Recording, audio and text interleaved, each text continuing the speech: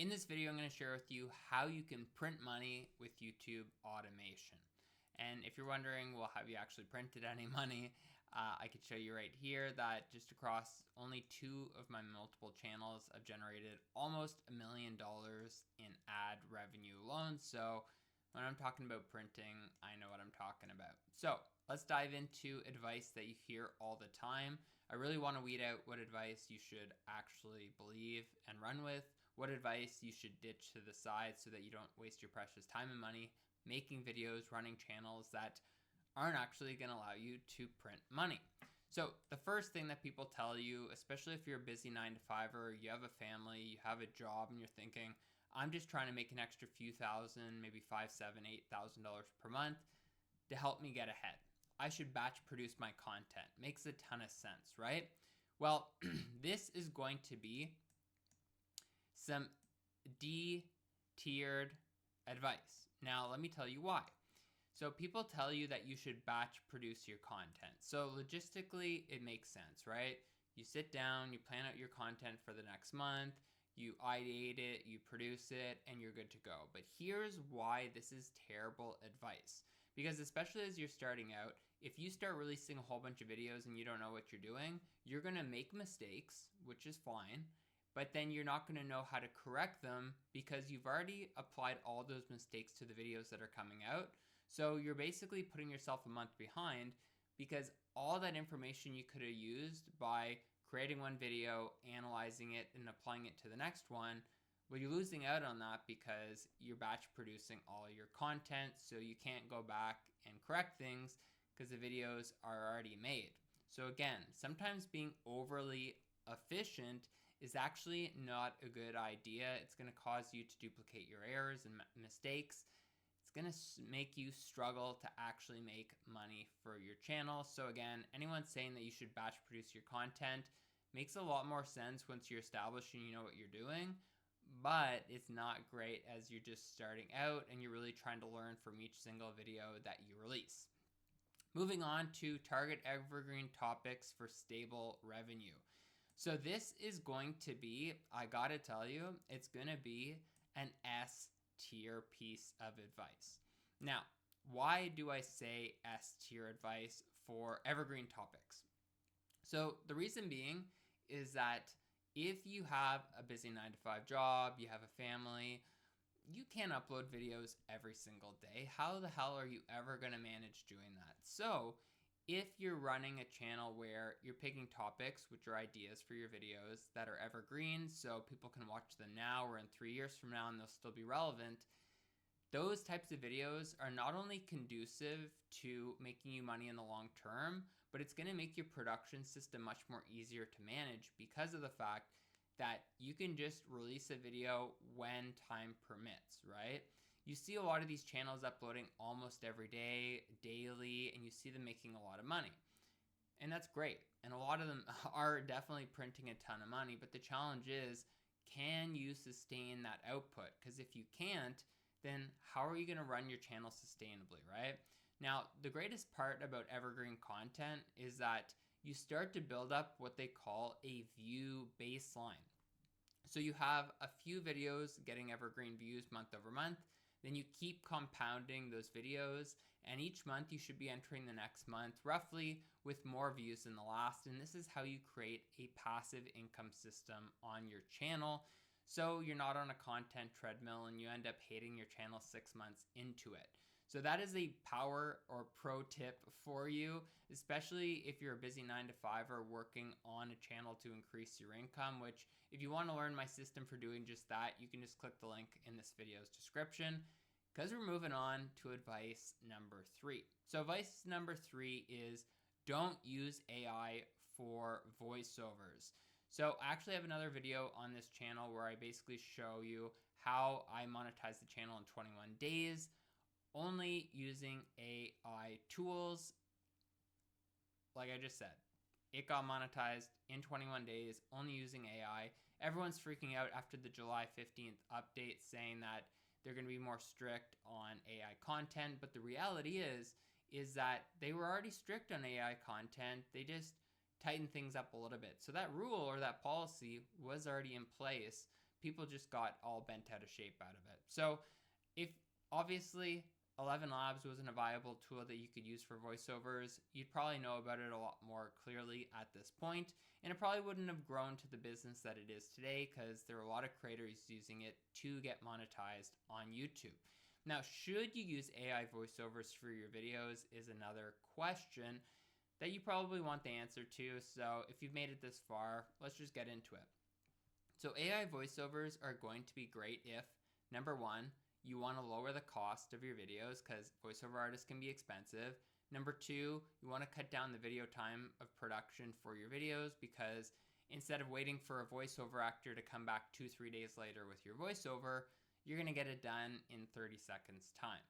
Now, the downside of AI voiceovers is, number one, many people could be using the same voice as you, which detracts from your ability to differentiate in the market. But the other thing you can consider is that AI voiceovers sometimes don't pronounce words correctly. So my advice for you is to make sure that you're picking a voice that is able to pronunciate the words that you're using in your scripts.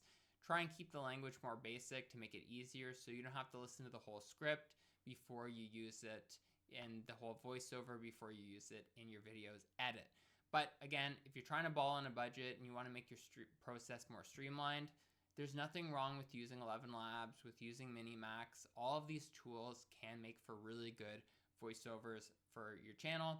And I'll give you even a little pro tip. If you already use CapCut, they have an AI feature that allows you to go text to speech. It works pretty well. So you can also benefit from that. So it's good you made it this far in the video. So don't use AI for voiceovers.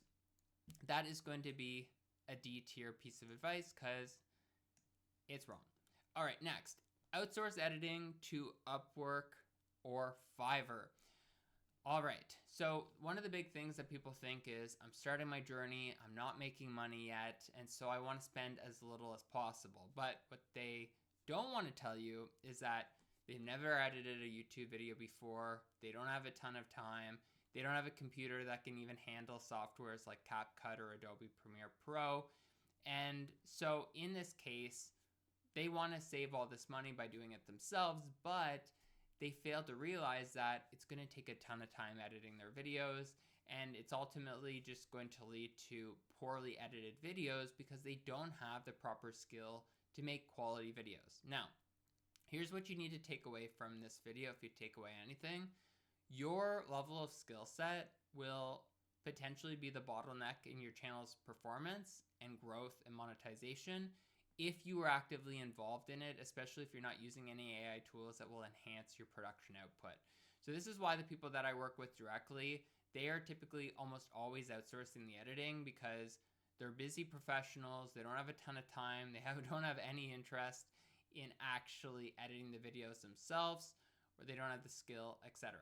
So the whole point is, what they're able to do is outsource the editing, save themselves a ton of time, and get a quality video out into the market that actually gets views, grows their channel, and makes them money.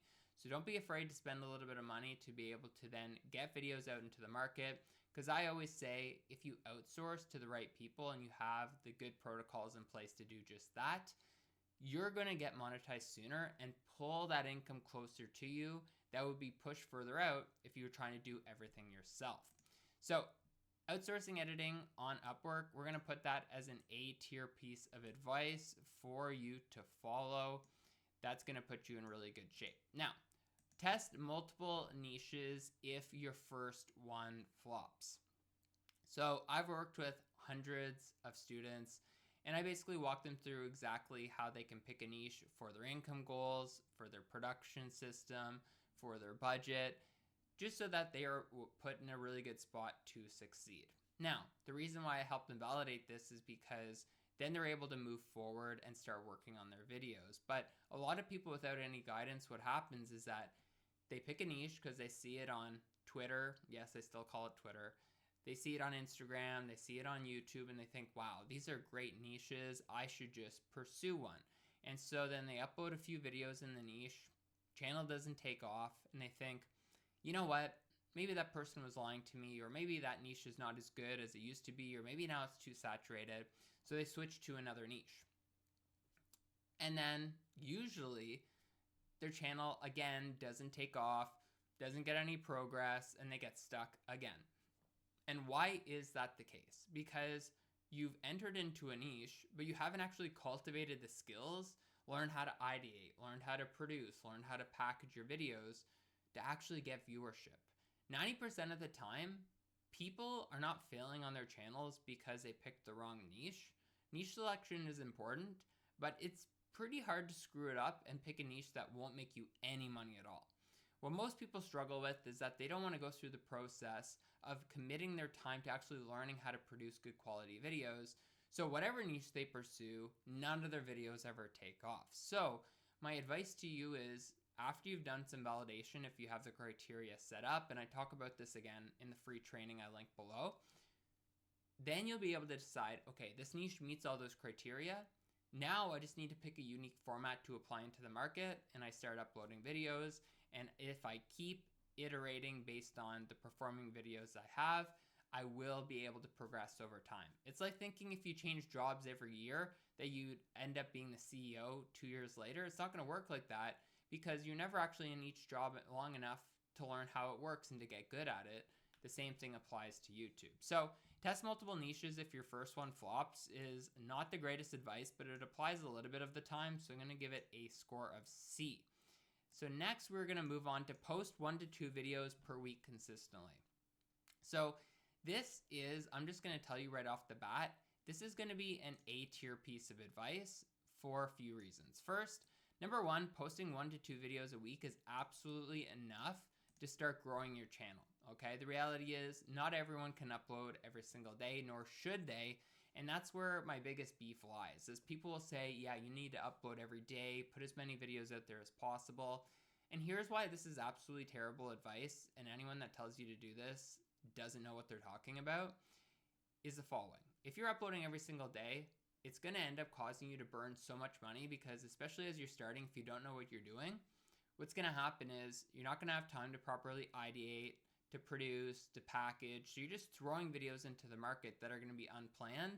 They're not going to do well. You're going to get frustrated, and you're going to want to quit YouTube. Okay, I've seen it time and again. Plus, you yourself, if you're watching this video, you have a busy job, maybe you have a family, you are just trying to get that extra income to really free up things in your day-to-day life so you never have to worry about those bills again. Uploading 1 or 2 videos per week is sustainable, especially with AI. But if I ask you to upload 5 or 7 videos, what's going to happen? You're going to get overwhelmed, you're not going to be happy, and you're going to quit your channel, before you know it. So uploading 1 to 2 videos per week is great. Quality over quantity. Quality also allows your video to last longer on the platform and keep getting views. And so this is why it's very important that you just focus on creating a sustainable production system for you.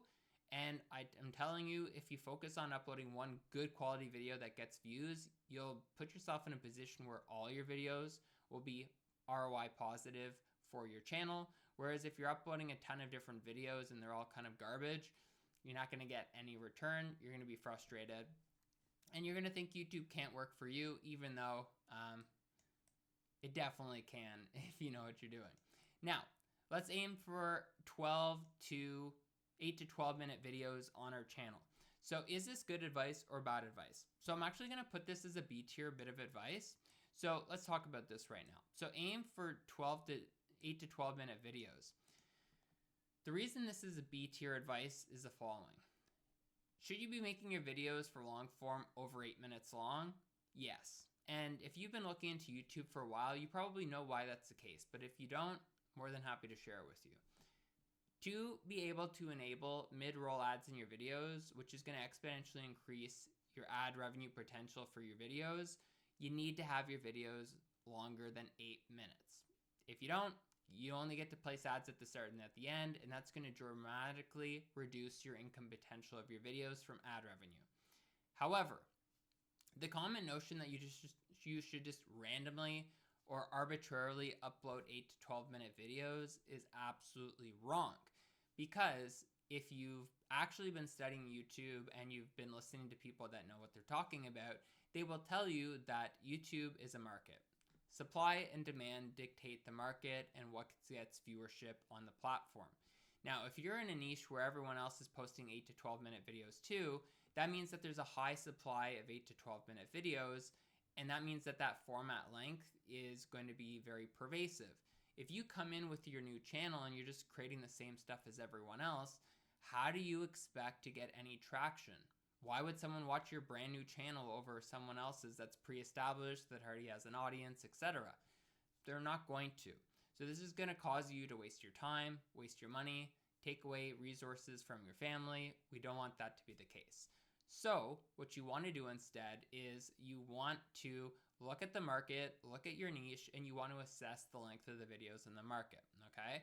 Ideally, you can create a length of videos that's differentiated from the market. So if everyone's doing these short 8-minute videos, push it to 20 minutes. Test that out. Maybe you push it to 30 minutes if your channel and your video topics warrant it. That will allow you to add new supply in the market, and when there's high demand and low supply, all that demand filters towards the low supply of content in the market. And this is the same principle why a lot of channels just starting out in unsaturated niches get a ton of interest and attention and grow fast right away, is because of this same principle where you're in an advantageous position where everyone wants to watch content around it, and you are the one dealer of that type of content on the platform, or the few that exist. So this is why 8 to 12-minute videos, yes, you want to have your videos at least that long to be able to make ad revenue and obviously mid-roll ads, but you definitely don't need to just upload arbitrarily 8 to 12-minute videos. You actually need to do an assessment of what everyone else in your niche is uploading. It's going to put you in a much better position to actually stand out. And if you want a full walkthrough on how you can go start building your channel right away, click this next video.